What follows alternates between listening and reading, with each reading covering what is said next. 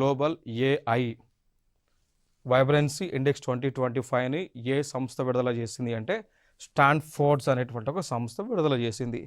దాని ప్రకారం top 3 ranks ఎవరు వచ్చారున్నారంటే ఫస్ట్ ప్లేస్లో యుఎస్ఏ, సెకండ్ చైనా, థర్డ్ ప్లేస్లో ఇండియా ఉంది. అంటే దీన్ని బట్టి చెప్పొచ్చు ఆర్టిఫిషియల్ ఇంటెలిజెన్స్లో కూడా, మేధో సంపత్తిలో కూడా, అంటే కృత్రిమ మేధో సంపత్తిలో కూడా భారతదేశం క్రమేపీ అగ్రగామిగా ఉంటుంది. సో ఫస్ట్ యుఎస్ఏ ఉంది, second China, nothing but third ప్లేస్లోనే కదా ఇండియా ఉంది. రిమైనింగ్ జర్మనీ, జపాన్ ఇవన్నీ కూడా ఏదో లాస్ట్ ప్లేసెస్లో ఉన్నాయి, అంటే ఫర్దర్ ప్లేసెస్లో ఉన్నాయి. బట్ థర్డ్ ప్లేస్కి అయితే ఇండియా ఉంది కదా.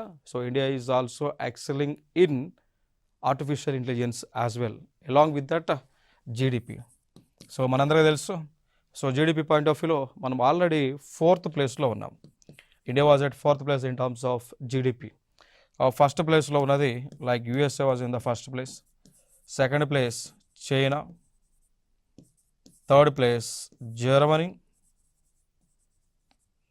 అండ్ 4th ప్లేస్ మన ఇండియా ఉంది జీడిపి పాయింట్ ఆఫ్ వ్యూలో, అండ్ 5th ప్లేస్లో జపాన్ ఉంది.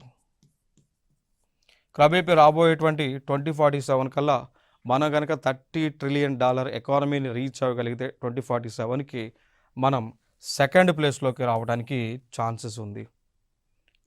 We may come to the second place in terms of GDP.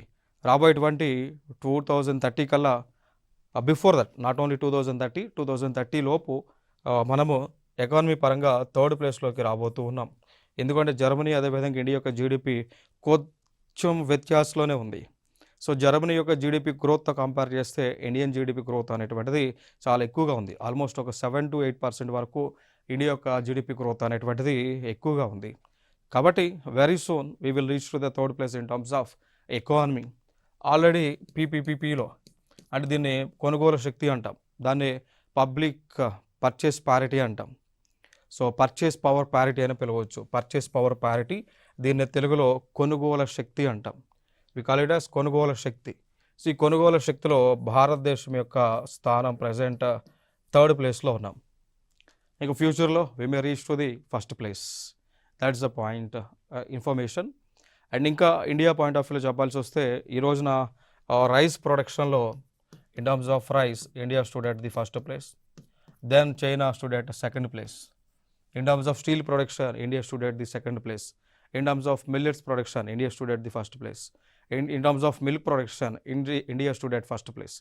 అట్లా చాలా అంశాల్లో భారతదేశం అగ్రగామిగా ఉంటూ ఉంది క్రమేపీ.